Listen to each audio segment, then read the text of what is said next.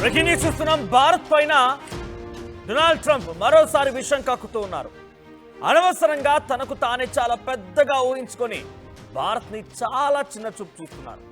భారత్ చేసేటువంటి చర్యలకు, భారత్ మాట్లాడే మాటల్ని పూర్తిగా తనకు అనుగుణంగా మార్చుకుంటూ తనకు తానే పెద్దగా ఊహించుకొని ఏది పడితే అది పిచ్చి పిచ్చిగా మళ్ళీ కారు కూతలు కూస్తూ ఉన్నారు. అయితే రష్యా నుంచి చమురు కొనుగోలు చేస్తోంది భారత్. సో భారత్ ఇచ్చేటువంటి ఆ నిధులతోనే రష్యా ఉక్రెయిన్ పై యుద్ధం చేస్తోంది. కాబట్టి భారత్ రష్యా నుంచి ఆయిల్ కొనుగోలు ఆపేయాలని చెప్పి మొదటిగా వార్నింగ్ ఇచ్చారు. ఏమాత్రం తగ్గలేదు భారత్. మా ఇష్టం అది, మేము ఎక్కడి నుంచి కొనుగోలు చేయాలి, మేము ఎక్కడి నుంచి దాన్ని ముందుకు తీసుకువెళ్ళాలి, ఏ రకంగా మా భారతీయ ప్రజలకి కొంత ఇబ్బంది లేకుండా తగిన ధరల్లో ఉంటాయి, ఇన్ఫ్లేషన్ రాకుండా ఉంటుంది, మాకు ఎవరి దగ్గర గిట్టుబాటు అయితే అక్కడ కొనుక్కుంటామన్నట్టుగా చాలా స్పష్టంగా తెలియజేసింది. అంతకంటే ముందు ఈ రష్యా ఉక్రెయిన్ యుద్ధంలో భారత్ పైన టారిఫ్ పెంచే కంటే ముందే పాకిస్తాన్ భారత్ మధ్య యుద్ధంలో భారత్ని అవమానపరిచే విధంగా భారత్ కేవలం నేను ట్రేడ్ చేస్తానని చెప్పడం మూలంగానే పాకిస్తాన్తో యుద్ధం ఆపేసింది.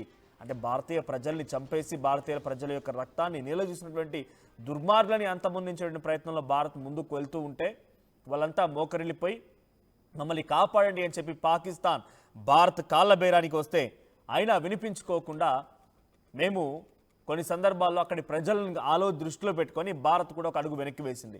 కానీ దీన్ని కూడా తనకు అనుగుణంగా మార్చుకున్న డొనాల్డ్ ట్రంప్ నేను చెప్పడం మూలంగానే, నేను ట్రేడ్ చేస్తానని చెప్పడం మూలంగానే భారత్ ఈ నిర్ణయానికి వచ్చింది అని చెప్పుకొచ్చాడు. అయితే ఇలా ఒకటి కాదు రెండు కాదు చాలా సందర్భాల్లో మాట్లాడుతూ భారత్ని కించపరిచే విధంగానే ప్రయత్నం చేస్తున్నాడు. సో రష్యా ఉక్రెయిన్ యుద్ధంలో భారతే చాలా కీలకంగా వ్యవహరిస్తుందని చెప్పి మనపైనటువంటి టారిఫ్ రేట్ని 25% పెంచి మళ్ళీ అదనంగా 25% పెంచుతాను అని చెప్పుకొచ్చాడు.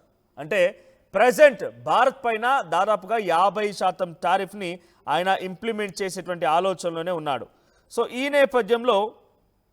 నేపథ్యంలో ఆయన చెప్తున్న మాట ఏంటంటే ఇప్పుడు మనం ఈ రకంగా చెప్పడం మూలంగానే, మనం ఈ రకంగా చేయడం మూలంగానే 50% టారిఫ్ని ఇంప్లిమెంట్ చేసేటువంటి ఆలోచనతో ఆల్రెడీ ఉన్నాడు. ఇంకా పెంచుతానని చెప్తున్నాడు.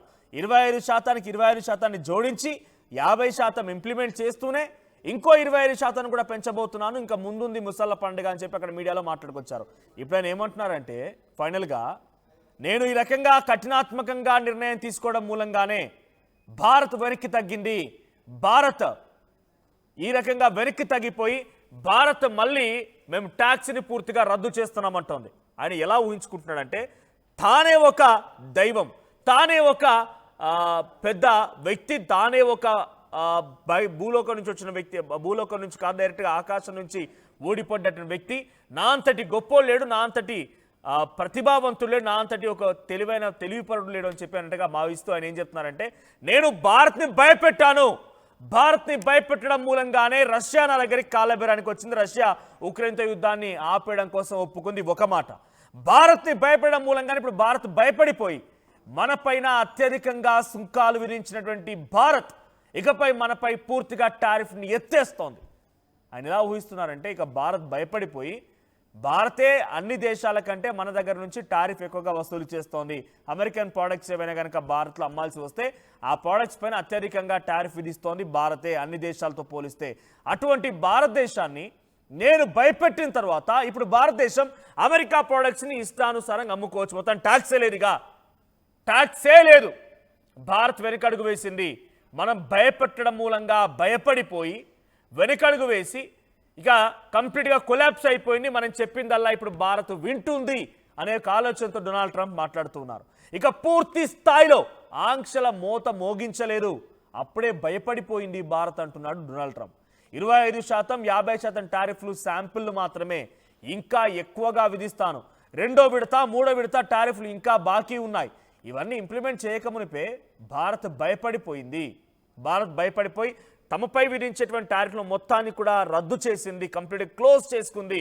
ఇండియా ఇప్పుడు బతిమాలుతోంది, దయచేసి తగ్గించండి అయ్యా, మా పైనటువంటి టారిఫ్లను తగ్గించండి అని చెప్పి ఇండియా ఇప్పుడు మనతో కాళ్ళ బేరానికి వచ్చిందని ఒక దురుద్దేశంతో, ఒక పిచ్చి ఆలోచనతో, ఒక మూర్ఖత్వపు ఆలోచనతో డొనాల్డ్ ట్రంప్ ఉన్నారు. ఇక చైనా, రష్యా, నార్త్ కొరియా, అమెరికాపై కుట్రలు ఉన్నాయని చెప్పి, వీళ్ళంతా కుట్రలు చేస్తున్నారని చెప్పి డొనాల్డ్ ట్రంప్ అంటున్నారు. అమెరికా జోలికి వస్తే ఎవరిని వదిలిపెట్టాలని కూడా ఆయన స్ట్రాంగ్ వార్నింగ్ ఇస్తున్నారు. ఇప్పటికే నార్త్ కొరియా కిమ్ చాలా స్ట్రైట్గా డొనాల్డ్ ట్రంప్ నువ్వేం చేసుకుంటావో చేసుకొని నిన్ను డెఫినెట్గా ఢీ కొట్టేది నేనే అనే రకంగా చాలా సందర్భాల్లో వార్నింగ్ ఇచ్చారు.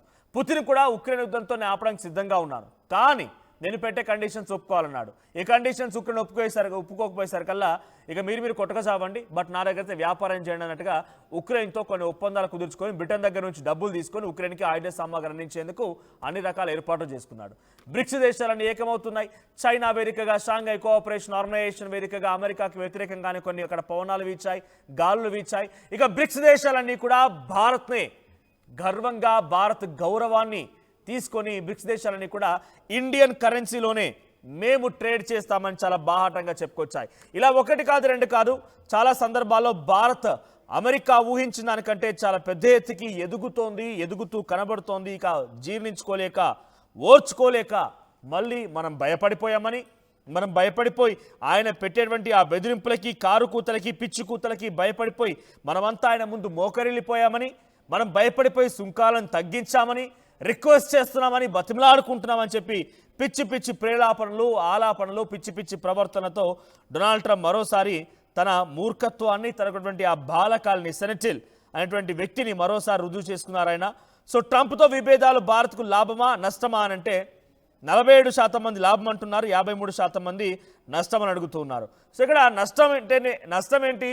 మన దగ్గర ఉదాహరణకి మళ్ళీ I do want take an example of banana. నేను అరటిపండు గురించి మరో ఎగ్జాంపుల్ తీసుకోవాలనుకుంటున్నాను, బికాస్ ఇదైతే మీ అందరికీ అర్థమవుతున్నటువంటి ఉదాహరణగా నేను తీసుకుంటున్నాను.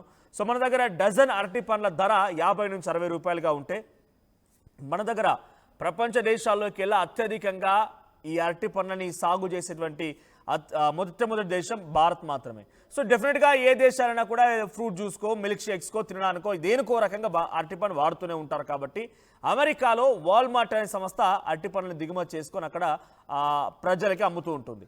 సో మన దగ్గర నుంచి ఆల్రెడీ ఇక్కడ టారిఫ్ పెంచేశాడు కాబట్టి 50% టారిఫ్ పెంచాడు కాబట్టి ధర పెరిగింది ఒకే ఎత్తు. అయితే అక్కడ ఆల్రెడీ వాల్మార్ట్ అనే సంస్థ అరటిపండ్ల పైన 20% ప్రైస్ని పెంచేసింది. అంటే మన దగ్గర 50 రూపాయల నుంచి 60 రూపాయలు దొరికేటువంటి డజన్ అరటిపండ్లు ఈ ట్యాక్సులు పెంచుతూ వెళ్తూ ఫైనల్గా కన్స్యూమర్ తినేటువంటి ఆ ప్రోడక్ట్ వెళ్ళేసరికల్లా, అమెరికన్స్ తినేసరికల్లా, అమెరికా చేతులకు వెళ్ళేసరికల్లా దాని ధర ఒక్క అరటిపండుకి 60 రూపాయలు అవుతోంది.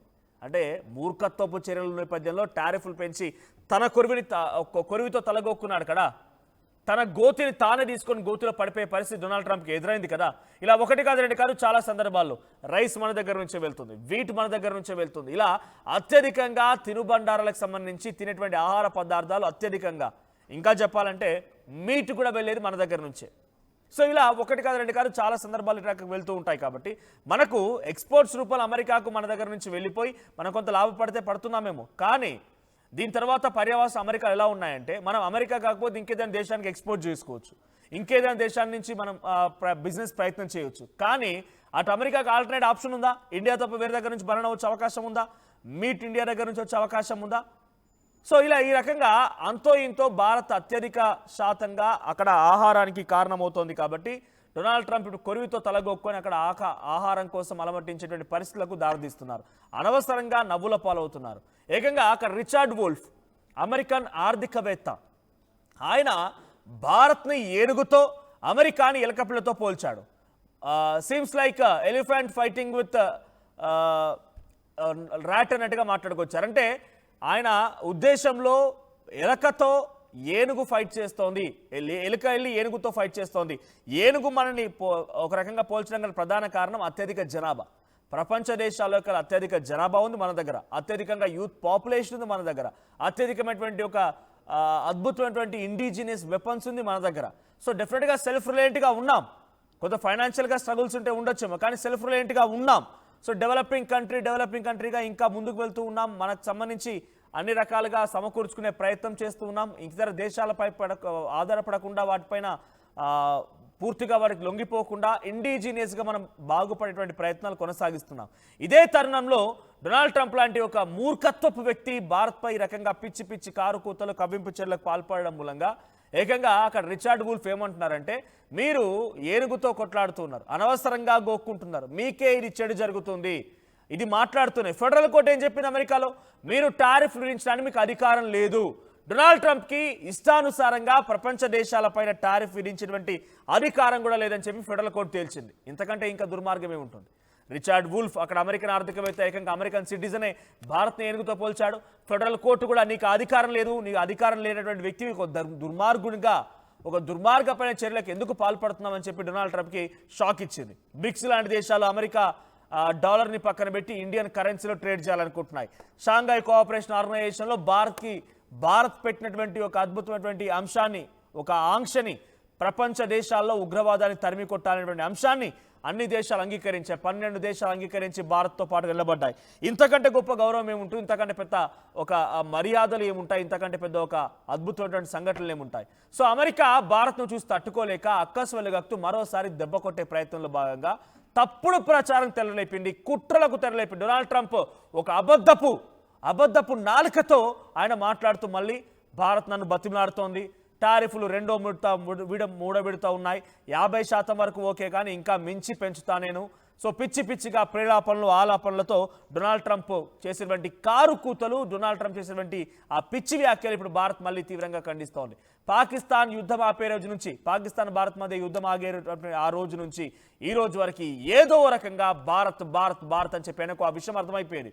ఎప్పటికైనా భారత్ నా మెడ మీద ఓ వేటేస్తుంది, నన్ను అమెరికా లాంటి దేశాన్ని కూడా సరిసమానంగా ఢీకొనగలుగుతుంది, అంతటి సామర్థ్యానికి వెళ్ళగలుగుతున్నట్టు ఒక శక్తి సామర్థ్యాలను దేశంగా భారత్ని ఆయన అభివర్ణిస్తున్నారు కాబట్టి, ఆ రకంగా చూస్తున్నారు కాబట్టి అంతకంటే ముందుగానే తొక్కి పెట్టాలి. పాకిస్తాన్ లాంటి పిచ్చి కుక్కని కాళ్ళ దగ్గర తీసుకొచ్చుకున్నట్టుగా భారత్ను కూడా భయభ్రాంతకు గురి చేసి, ఏదో రకంగా నయవంచన గురి చేసి దగ్గర తీసుకోవాలన్న ఒక దురాలోచనతో ఉన్న డొనాల్డ్ ట్రంప్కి మాత్రం డెఫినెట్గా చేటు జరుగుతుంది, ఆయన పాపం పండుతుందని చెప్పాలి. సో ప్రస్తుతానికి డొనాల్డ్ ట్రంప్ యొక్క వ్యవహార శైలి మళ్ళీ ప్రపంచ దేశాలు గమనిస్తూనే ఉన్నాయి. మరి ముఖ్యంగా ఆయన వ్యాఖ్యలు భారతదేశం కూడా గమనిస్తోంది. భారత ప్రభుత్వం తనకు దీటైనటువంటి సమాధానం ఇచ్చే రోజులు కూడా చాలా దగ్గరలోనే ఉన్నాయి.